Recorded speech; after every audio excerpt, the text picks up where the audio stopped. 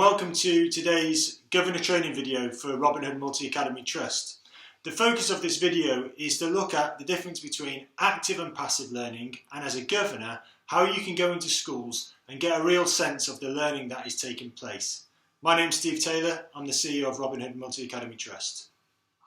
I'm Faye Glendinning and I'm the Maths Strategic Lead from Robin Hood Multi-Academy Trust. And I'm Joe Pennell and I'm the School Improvement Lead for the Trust. Okay, so before we even go into active and passive learning, can you share with us, Joe, your current thinking about research and learning? Yeah, I mean, there's been a lot of developments in that side of things in teaching and learning. There's always been this sort of cognitive science side, but that's been quite far removed from the actual classroom practice. Yeah. What's happened in recent years is there's been a lot of work with cognitive scientists and teaching professionals actually thinking of the cognitive science and how children learn and marrying that in with what it actually looks like in the classroom. And that's a relatively recent thing because in the past people have looked at these theories, understood all these theories, have got no idea how to apply those in the classroom situation. So massive amount of work's been done on that. Now, the main work around that has been around memory, really, and the real focus on learning. So one of the first aspects that we're really focusing on, or have always focused on in the classroom, is attention. And there's been a lot of work that children can't learn anything unless they're attending to what's going on in the classroom. So the first thing, and what teachers spend an inordinate amount of time on, is getting children paying attention and focusing on what's going on. So attention's the first thing. You can't learn anything unless something's going in the first place. Yeah. So that's the first thing. A lot of work goes into that. Teachers have always done that. The next thing is working memory, which is a relatively new thing to think about in teaching, in the fact that it's finite. Working memory, that's when it's gone into your mind, gone into your brain, it's quite a finite capacity that you've got, so you can only really wrestle with 3 or 4 things in your working memory. Okay. So what that really means is that makes things really difficult, because if you overload that, you reach something called cognitive load, where you just are unable to process any of that information.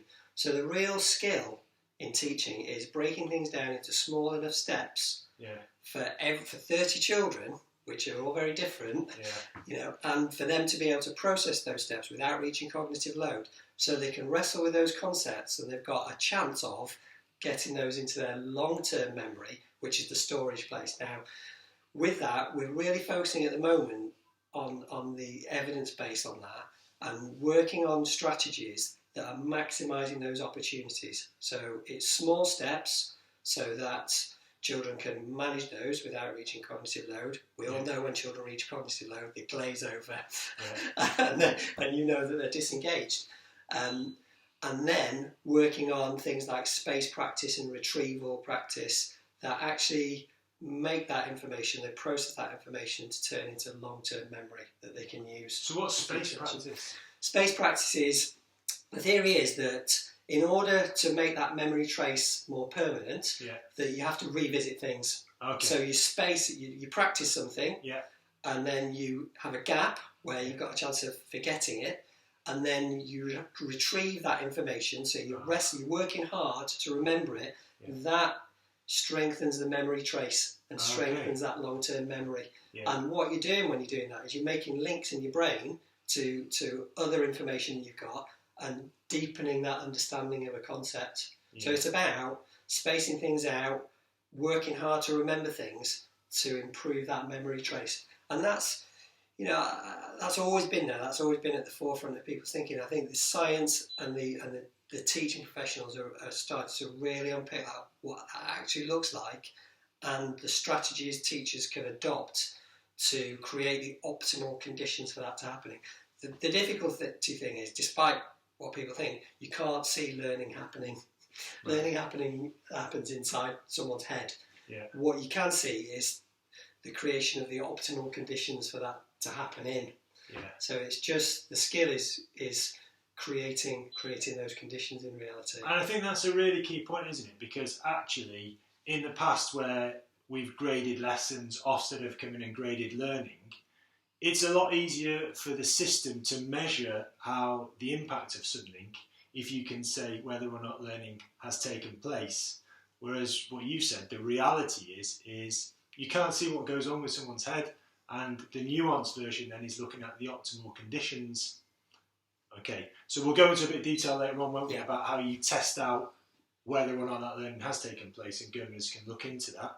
Faye, you want to add anything to that? Just to say that obviously with the math side of things is that we are going back to that breaking things down in small steps. The maths mastery is based around breaking learning into really tiny concepts. So units of work might be extended, so that the steps can be smaller, so that all children can achieve. And then that long-term memory in the maths mastery, we purposely make sure that we revisit things quite regularly. So that might be in the beginning of a session. It might be that because you're looking at a concept over several days, you're constantly revisiting it, but having those short breaks in between. And we kind of use the analogy of a cornfield, where that when you first go to a cornfield and you're trying to walk through it, it might be that it's quite hard to get through. So that first lesson on a concept might be quite challenging, and the steps need to be really, really tiny. But then as you're working through that unit and that regular coming back to it, just like in a cornfield, the more you walk through that path, the more embedded that path becomes, so that those links can be made more effectively. Okay. Hey, listen, if you're talking of analogies, I've got a good one for governors. Yeah. If you're not, obviously I've used a bit of jargon there and some stuff about working memory. Think about when you learn to drive a car. Yeah. And how difficult that was when you first got in. I remember getting in, I remember having to look where the gear stick was, look where the clutch pedals were, remember what they were, and at the same time try and concentrate on everything else, and you end up drifting into the curb and all sorts of things. That's because you've reached cognitive load. You're processing so much information because it's all new to you that you're not able to have that peripheral vision and that understanding of all the other elements. So you reach cognitive load at that point. What you're doing is by practicing and practicing, you get into a state of automaticity where they become automatic. And then you've got the space in your working memory to concentrate on all the additional things. So then you can concentrate on the car pulling out, where the curb is, when you've made all those other things automatic. That's quite a nice way of thinking about how children struggle with new information. Because as an adult, you don't really think about that in quite the same way, because you've got such complicated schema in your long-term memory that you don't often get in a situation where you're wrestling with that. Because you're an expert in many things compared to a child. So that analogy works quite well in understanding how children do possibly struggle with the limited amount of concepts they can hold in their working memory. Nice, I like that. Great. Bit like getting the bite point on the car as well. Remember when you first pass your test, you think, am I ever going to get the bite point on a hill? And then it does become natural, doesn't it? Yeah, great. So let's talk about active learning then. So what does active learning mean? And you talk about that, and then Faye's going to give us a practical example, Yeah, so active learning, let's just talk about active and passive learning. In the past, this is sort of varied in reality. Passive learning can be seen as quite a Victorian concept of rote learning and stuff like that.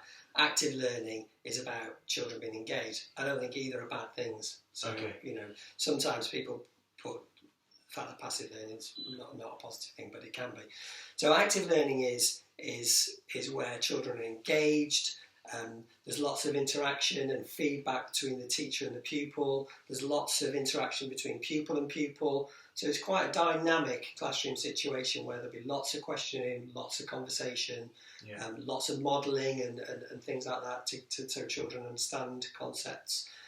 And passive learning, if I can go on to passive learning, is really anything where children are not getting any feedback.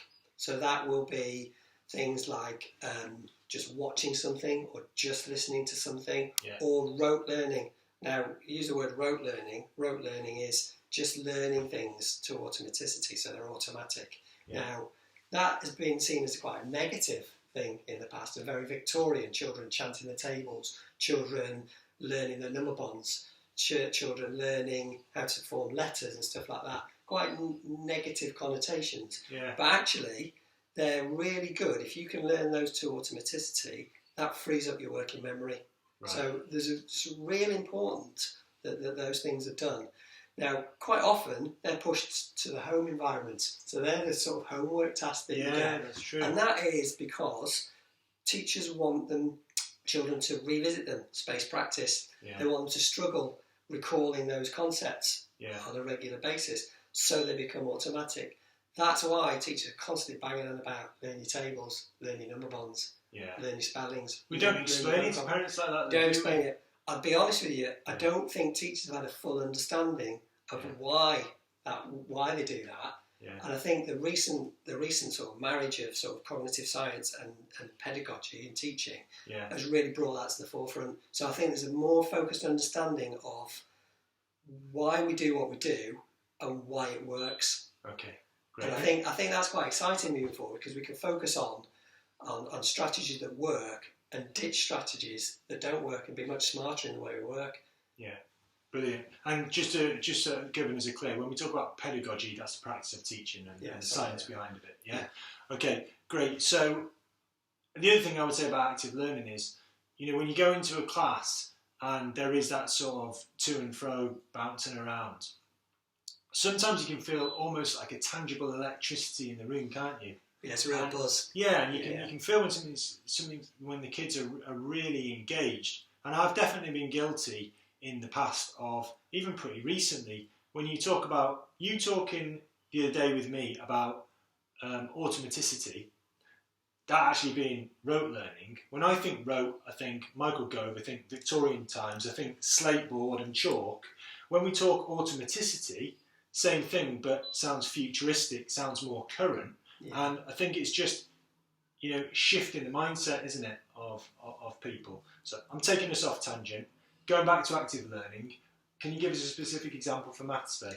Yeah, so in maths, we currently do a thing called episodic teaching, which is a bit of like a ping-pong style action. So the teacher might do a bit of input, then the children have a go, and then the teacher draws it back. So going back to that teacher-child and then child-child learning that happens in the classroom. So it's a bit like a kite, reading them out and then reading the kite out, bringing them back in. That's your small steps as well, isn't it? Yes, that's your small steps. And when we talk about small steps, it's not just the small concept of the lesson, it's all those tiny steps within the lesson to help children fully engage in that concept and understand that concept. When they're doing the activities, they might be doing using concrete resources, they'll be doing partner work, they'll be modelling on visualisers, lots of things like that. Teachers might be modelling on flip charts, so that's all that active learning. With the passive learning, I suppose an example where you might see in maths is when we are doing fluency sessions or maths blast sessions or chanting of times tables. So again, we purposely make sure there's time for children to practice those. And that might be that they're practicing them for retrieval and we just want them to see can they apply the things they've been learning.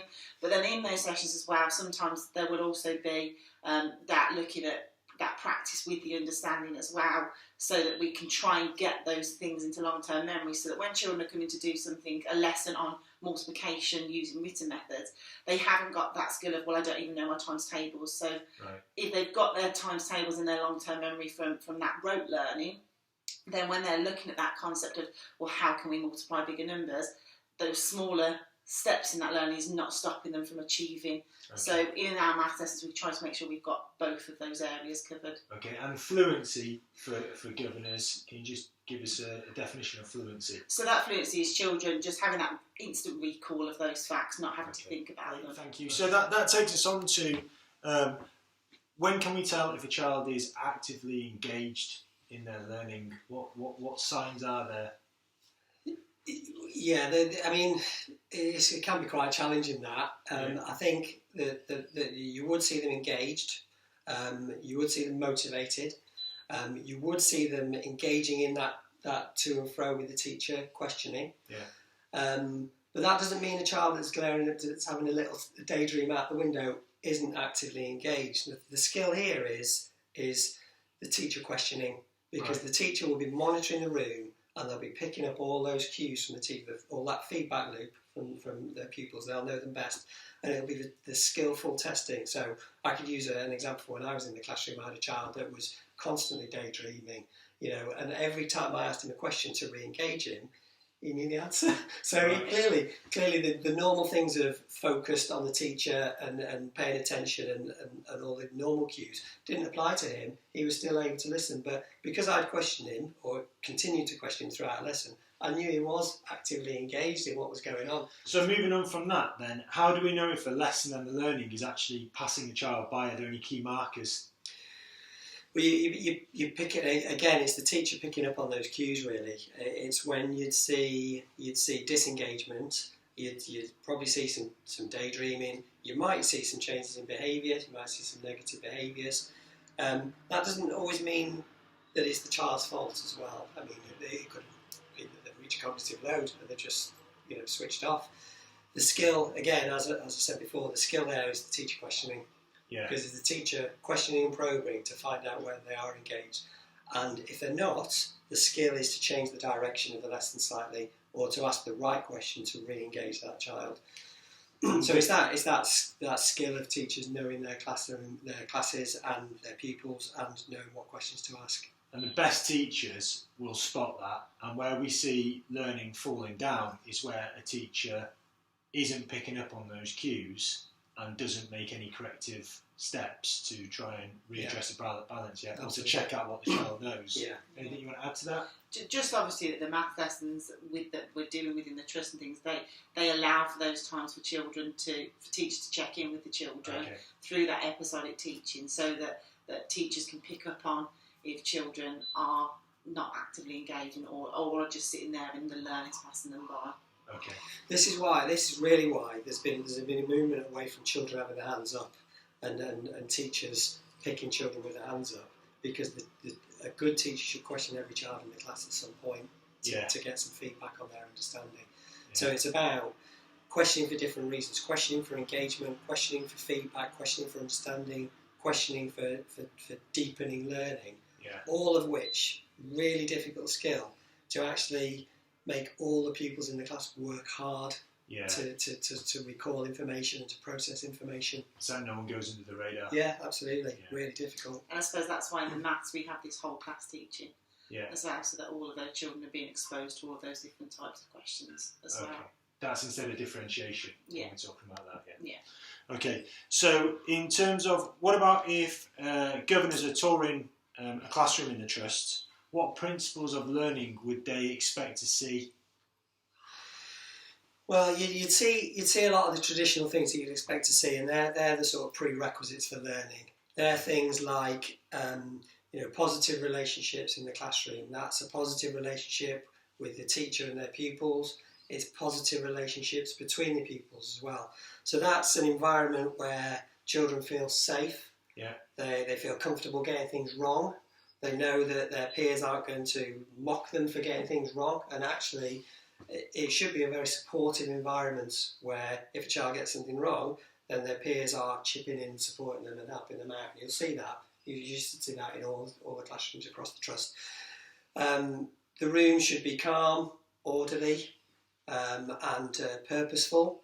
That doesn't mean learning is going to happen. It's just one of the sort of prerequisites for learning. Yeah.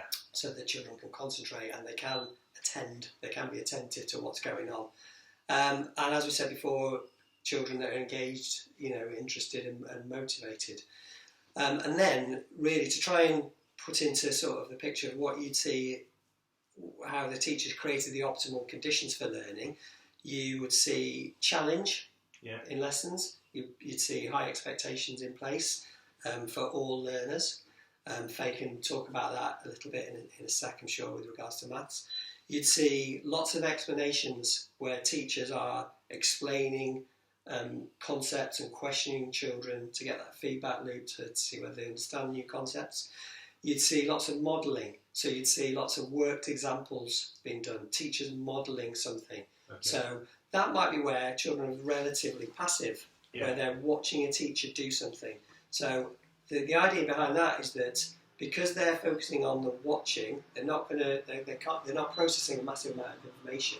They're watching someone else do it first, and then the idea is that you slowly take that away and give children the opportunity to contribute to that. So you're sort of modelling and scaffolding a process. You see a lot of that. Can I just say about the modelling there as well then? Because one of the some of our really great teachers are really good at modelling their thinking process as well, aren't they? So rather than just modelling a skill, they're also modelling the thought processes that are going on in their head as they're applying that skill. That's exactly what I mean by modelling. It's doing the process. But also talking about your thinking as you go through that process, and talking about potential misconceptions and those side of things. So it's kind of I do it, we do it, you do it type process. That's kind of how it is. So you see lots of that going on. Then you'll see deliberate practice, and that is where, again, you might perceive that to be quite a passive process, but that's where children are practicing, they're deliberately practicing that concept, that specific concept that they've been learning in a lesson. And that's important for them to, demonstrate their understanding of what's going on and to start processing that information to have a fighting chance of getting into their long-term memory. So you'd see that. Alongside all that, you should see some really good questioning, where the teachers are really making children work hard to sort of get a broader understanding of a concept or deepen their understanding of a concept. And you'd see constant, that is a feedback loop in itself, but there'd also be a feedback loop where the teacher is letting the children help develop their understanding of a concept and develop their knowledge and skills about that concept. So quite a few things that you could see, none of which mean learning going to happen. They're just the desirable, optimal conditions for learning to happen. Okay, great, thank you for that. Faye, you got anything you want to add? So just putting that into some of the maths context. So some of those prerequisites for learning is that in maths we really push that the answer is only the beginning, and that it's okay to make mistakes in maths, as it is within any subject, but it's okay. And creating that environment that children are willing to take those risks, and it doesn't matter if I get something wrong, because that means actually we're going to learn in this lesson as well. Picking on some of the things that Joe said around challenge. So in maths, all children are learning at the same pace, so we've talked about that whole class teaching, so there's not that differentiation between tasks.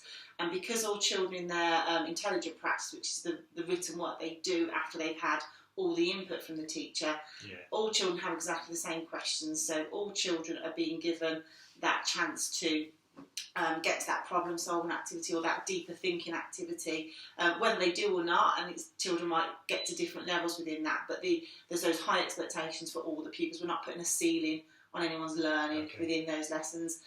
In terms of the modelling, so when you were talking about not just teach doing on board but actively talking through, that's where the use of the concrete apparatus that the children are using is the chance for the teachers to make those links by modelling with pictorial representations or abstract methods, which is going to the digits and things that they're using.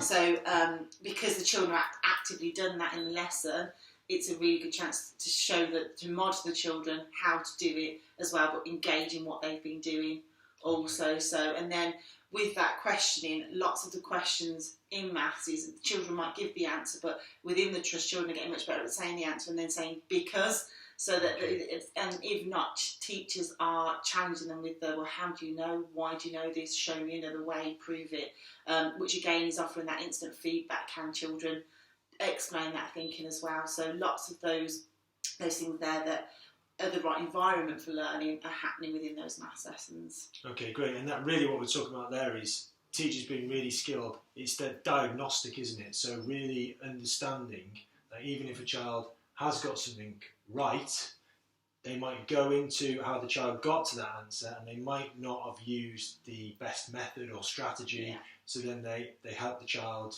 work through that, We see an example of that sometimes, don't we, where we've got particularly high ability children who know how to get the answer, the actual discussion point in how they got to the answer and understanding then different ways of getting to that answer, that's another skill in itself, isn't it? That's a more advanced skill, and it's trying to, and you'll often get with the prior high retaining children is that they'll say, I just know the answer, and actually it's trying to show them that you have done something, whether that's because that seems simple to you, and when you start challenging the different ways of that really then gets them thinking and trying to deepen their learning. Thank you. So what about if you're a governor and you're going around and you want to approach a child to see what they've learned? What sort of questions should the governors be asking? I mean, a good one is just to ask them what they've been learning in that lesson and see if the child can actually articulate and feedback what they've been asked to learn in that lesson. Yeah, that's always a good judge. Also, just if there's been a concept being taught, just asking them to explain how it works and demonstrate. And if they can demonstrate to the governor what they've been working on, then there's a good chance that they've learned something and they've got a good understanding of it. Or asking them what something means if there's something going on in the lesson. That's always a good way. Another good question is to ask them not just learning that lesson, but what they enjoy at school, what their favourite lesson's been, what their favourite subject is, what their favourite topic is, because that often enables them to link it to something they enjoy and they're passionate about and they've learned a lot about, both in and out of school, and then they normally tap into a really great topic that they've done, and you can't shut them up there. Great. So the other thing I think is interesting for governors to know is to look at understanding what does a child do when they're stuck, when they find that they've hit a barrier in their learning. Trying to get the child to articulate that they can talk about the process that they follow if they are stuck is a pretty interesting one, isn't it? You get to know a lot about a learner if they can say, well, when I'm stuck, I know that I need to do X, Y, and Z. So they're conscious about how they deal with that issue. Yeah, and that comes from the modelling side of things. Teachers should be modelling that process as well, because we all have those moments, don't we? And it's knowing what to do about it and where the help is in the room. And that's not always the teacher. Okay, great. So we're almost there now. So what about if a governor was going to speak to a staff member? What questions would they be able to ask the staff member to see how they perceive learning had taken place in the classroom? Well, I mean, we're doing a lot of work. I mean, we're in the early days, but we're doing a massive amount of work across all the schools in the Trust about that evidence-based practice and really looking at the cognitive science and the strategies that we can create and using the classroom to optimise those conditions for learning. So I'd probably ask them around their professional development. What have they been doing as part of their professional development at the moment? And hopefully they'd answer with some stuff around the cognitive science and some of those strategies. And then I'll probably go on to ask them about what impact that's had and what difference that's made to their sort of teaching practice. Yeah. And along those lines, and I think that'll open up a good sort of dialogue as to how learning happens and what strategy they're using to try and optimise that sort of learning in the classroom. Because a good thing that we have been doing, and Joe's leading on this across the Trust, is we are now starting to really segment key pedagogy teaching practices into small bite-sized chunks for teachers so that we can help them improve their practice. And Joe's doing a lot of work now in terms of breaking those down.